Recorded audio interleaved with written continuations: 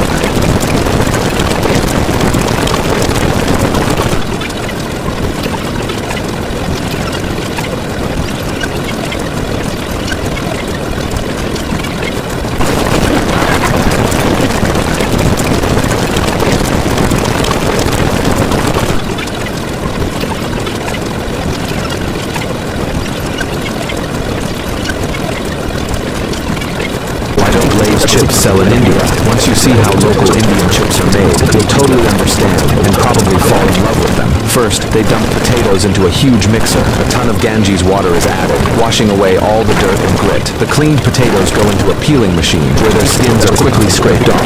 Next, the potatoes are put back into the mixer and shredded into thin strips. Unlike Lay's Hen's flat chips, Indian chips are more like crispy fried potato strings. The shredded potatoes are spun in a centrifuge to remove every bit of extra water. Then workers carefully drop batches into scalding hot oil. A few minutes later, they turn golden and crispy. Freshly fried potato strings are scooped out, drained, and immediately tossed with a mix of spices. Some get curry powder, others chili flakes or cumin. The smell instantly fills the factory. Once cooled, the potato strings are packed into small bags, becoming a true Indian street snack. Every bite is crunchy, flavorful, with that perfect hint of homegrown spices. Compared to Lay's plain, one-note flavor, Indians crave this soulful potato string, packed with local spice.